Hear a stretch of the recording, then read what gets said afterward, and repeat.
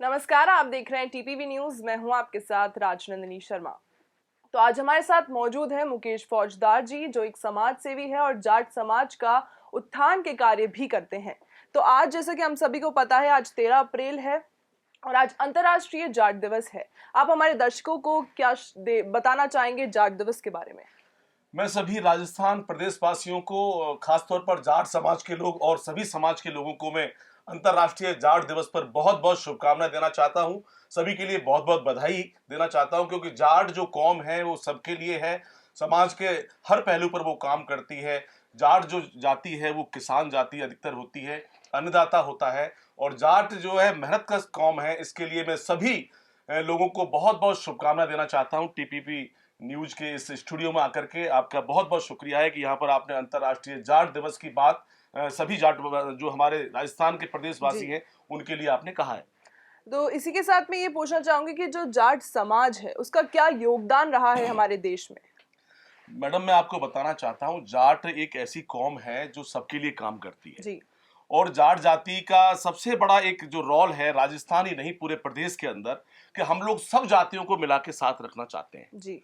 चाहे वो पंडित हो, चाहे गुजर हो, चाहे मीणा हो, चाहे यादव हो, सब लोग इस जाट जाति में मिल जाते हैं। इस जाट का सबसे बड़ा काम यही होता है कि ये दूसरे के लिए काम करता है, दूसरे के लिए जीता है। तो जाट का हमेशा जो एक कर्तव्य रहता है, वो इसका एक नारा भी है कि हम लोग वसुधैव कुटुंबकम की भावना से चलते हैं, जी। सबको अपना परिवार मानते हैं। और आपको तो मालूम ही है कि जब जब देश पर संकट आया है तो जाटों ने हमेशा रक्षा की है, इस देश की हिफाजत की है। चाहे वो सेना को ले लीजिए आप, जी। सेना हमारी जो है, आज पूरा देश हमारा महफूज है। आप झुंझुनू को ले लीजिए, भरतपुर को ले लीजिए, सीकर को ले लीजिए, लगातार वहां महीने में 10-20 सैनिक शहीद होते ही है। तो जी। जो अपनी वतन के लिए अपनी जान अपनी कुर्बान कर देता है वो जाट होता है। बिल्कुल। और सेना में कई जो जाट है, जो युवा जाट है, वो भर्ती हो रहे हैं। पुरानी जो सबसे पुरानी रेजिमेंट है वो भी जाटों की ही है। तो इस पर आपका क्या कहना है? देखो, बरेली में जो रेजिमेंट है वो जाटों की है। और मैं तो सबसे बड़ी बात यही कहना चाहता हूं कि जाट एक शब्द ऐसा है जो काम करना चाहता है इस देश के लिए, इस देश के उत्थान के लिए। जाट हमेशा से तत्पर रहा है। जी। अभी आप कोरोना को ले लीजिए। कोरोना के समय में जब पृथ्वी पर कंपन था, लोग लाखों लाशें जो है रोजाना मर रहे थे लोग, उस समय लोगों में खाने पीने की दिक्कत आ गई थी। तो एक कमाने वाली कौम जाट है, कमाती है, खेती करती है, मेहनत करती है।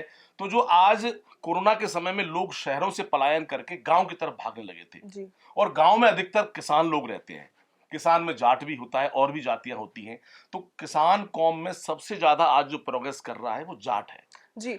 खेती से एक चीज मैं आपको पूछना चाहूंगी कि आज डिजिटल खेती भी हो रही है, जी, इसकी ओर क्या जाट बढ़ रहे हैं?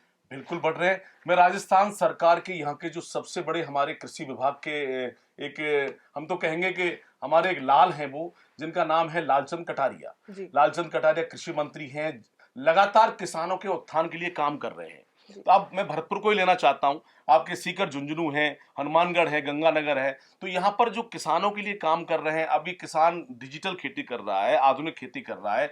ड्रिपिंग से हम लोग पानी दे रहे हैं, पहले डायरेक्ट पानी देते थे, लेकिन अभी क्या है, ग्रीन हाउस लग रहे हैं। किसानों जी। के लिए ग्रीन हाउस बड़ा एक फायदे का सौदा साबित हो रहा है। क्योंकि ग्रीन हाउस से क्या है कि जो फसलें नहीं होती हैं उनको दूसरे मौसम में कर लेते हैं। तो जी। ये बहुत बड़ी चीज है कि किसान के लिए डिजिटल खेती लगातार फायदे का सौदा हो रहा है।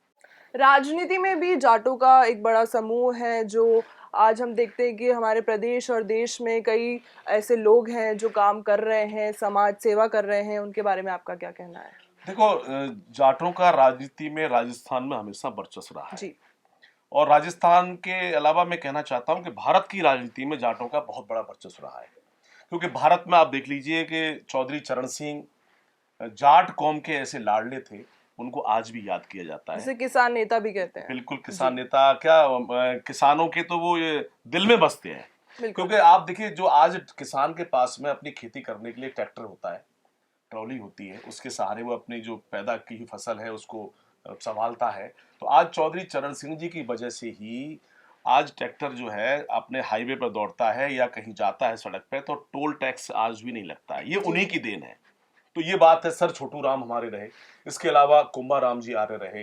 राजस्थान में आप देखेंगे तो विश्व के अंदर जो अपना एक राजनीति में उन्होंने डंका बजाया, कुंवर नटवर सिंह जी रहे। जी। और आपको बताना चाहता हूं मैं, राजस्थान की राजनीति में मदेरणा साहब रहे, इधर आपके सीसराम ओला जी हैं, मिर्धा साहब हैं, और सबसे बड़ा जो परिवार है वो तो आप देख सकते हैं भरतपुर में महाराजा सूरजमल के वंशज हैं, महाराजा विश्वेंद्र सिंह जी। जी। राजनीति के सफर में सबके लिए काम करते हैं, गरीब मजदूर किसान उनके द्वार पर जाता है, वो न्यायप्रिय राजा है। आज भी भरतपुर की जनता उनको राजा के नाम से ही बोलती है। तो जी। जाटों का जो वर्चस्व है वो राजस्थान नहीं पूरे देश में, उत्तर प्रदेश ले लीजिए, हरियाणा ले लीजिए, सबके लिए काम करने वाली कौम जो है जाट कौम है। जी। तो जाटों का नेतृत्व राजनीति में रहा है, और राजस्थान के लिए कहूं मैं, आज भी राजस्थान में 40 से ज्यादा विधायक हैं। राजस्थान की जो सरकार बनती है उनमें जाटों की अहम भूमिका होती है, और जाटों के बिना राजस्थान की सरकार बनना असंभव है। ये चल रही है कांग्रेस सरकार, आगे भी सरकारें थी, जाटों का एक हमेशा वर्ग, जाटों को सब वोट दे देते हैं। जी। कोई भी देख लीजिए आप, कोई भी जाति है, क्योंकि जाट सबके लिए काम करता है, जातिवाद नहीं करता है, वो सब कौमों को अपनी कौम मानता है। जी। तो जाट बड़ा दरिया दिल है, और जाट तो आप जानते हो, जाट की यारी तो बहुत बड़ी यारी होती है, दिलदार होते हैं जाट। ये और बात। प्रशासनिक सेवाओं की मैं बात करूं तो प्रशासनिक सेवाओं में हर समाज आगे बढ़ रहा है, तो इस पर आपका क्या कहना है? प्रशासन देखो ऐसा है कि हमारे जो बुजुर्ग थे जी। पहले पढ़ाइयां भी कम होती थी। देश की आजादी के बाद जाट थोड़ा संभला, धीरे धीरे शहरों की उसको जो है आना जाना शुरू किया, तो देखा कि भाई किस तरह पढ़ाई होती है। जी। तो जाटों के जो हमारे पास खेती भी है, मेहनत भी करते हैं, पढ़ाई में पहले बहुत पीछे थे, लेकिन अब आप देख लीजिए, सीकर ले लीजिए, झुंझुनू ले लीजिए, आप कहीं भी आसपास भरतपुर को ले लीजिए, आपको ऐसा कोई गांव नहीं मिलेगा जाटों का जहां कोई आरएएस अधिकारी नहीं होगा, आरपीएस नहीं होगा, वहां पे कोई सूबेदार नहीं होगा, फौज में नहीं होगा, पुलिस में नहीं होगा। अब तो घर घर से लोग नौकरी की चाहत में हैं, क्योंकि ये देश विकास तभी कर सकता है जब आप जो है यहाँ पे नौकरी करेंगे। जी। तो आज आईएएस भी देख लीजिए, आरएएस भी देख लीजिए, यहाँ पर तो हमारे शांतनु कुमार जी राजस्थान डीजी रहे। जी। राजस्थान का उन्होंने बड़ा शोभा किया, नाम बड़ा किया। इसके अलावा हमारे यहाँ पर तमाम मंत्री आज भी देखो, महाराजा विश्वेंद्र सिंह जी जाट मंत्री हैं, इसके अलावा और भी हमारे हेमाराम चौधरी जी हैं। आप देख लीजिए आरएलपी के जो विधायक हैं यहाँ पर, हनुमान बेनीवाल जी, वो अपने क्षेत्र में बड़ा अच्छा काम कर रहे हैं। और सबसे बड़ी बात तो अब राजस्थान में युवाओं के लिए जो युवाओं के रोल मॉडल हैं, चहेते हैं, हनुमान बेनीवाल जी हैं, आरएलपी के सुप्रीमो। एक आवाज पर लाखों लोग इकट्ठा हो जाते हैं उनकी पर, कहीं भी देख लीजिए आप। और न्याय के लिए लड़ने वाला आदमी सिर्फ हनुमान बेनीवाल है राजस्थान के अंदर आज, जो मेरे बड़े पसंदीदा नेता है। तो इसलिए राजनीति में जाट सेवा के भाव से आता है। राजनीति में कभी भी जाट जो है कहीं दंगा भड़काता नहीं है, ना सांप्रदायिकता फैलाता है, सिर्फ लोगों के उत्थान के लिए जाट हमेशा राजनीति में आता है। और राजनीति वास्तव में सेवा का भाव होती है, बिल्कुल, क्योंकि राजनीति में जो सेवक बन के काम करेगा वही सच्चा राजनीतिक है। जी। और जो यहाँ पर लूटने खसोटने आएगा, तो आप देख रहे हो देश में क्या हो रहा है, तमाम भ्रष्टाचार चल रहा है, कई सरकारों के मंत्री जेल में देखा है, लालू प्रसाद को देख लो आप, जेल चले गए। तो जाट साफ सुथरी राजनीति करता है और दिल से राजनीति करता है, और जो दिल से राजनीति करते हैं वही इस प्रदेश को आगे बढ़ा सकते हैं। बिल्कुल, राजनीति की हमने बात कर ली, प्रशासन की बात कर ली, खेल की जब मैं बात करूं तो खेल में हर कोई आगे बढ़ रहा है और प्रदर्शन खेल में सबसे ज्यादा है लोगों का। तो खेल का जो आज सेक्टर है उसके बारे में आपका क्या कहना है? देखो साहब, मैं भरतपुर से आता हूँ, भरतपुर में सबसे बड़ा काम होता है कुश्ती का। जी। भरतपुर की कुश्ती में मास्टर चंद्रग्राम थे, उनकी कालिका, सनो, रमन, तमाम 2-3 बेटियां थी उनकी। इसके अलावा फोगट बहन है, बबीता फोगट है, और भी हैं। तो ये भरतपुर कुश्ती के अंदर राष्ट्रीय लेवल पर एक ऐसी जगह थी जो वहां पर उन्होंने नाम किया। भरतपुर के पहलवान आप देखो, राजाओं के जमाने में हमारे कारो पहलवान हुआ करते थे, बिल्कुल, जो इतना जो है उनके अंदर बल था कि उनसे अंग्रेज और मुगल दूर भाग जाते थे। तो भरतपुर में नहीं, पूरे राजस्थान, हरियाणा ले लो आप, आज जितने भी ओलंपिक के मेडल ला रहे हैं वो अधिकतर जाट है।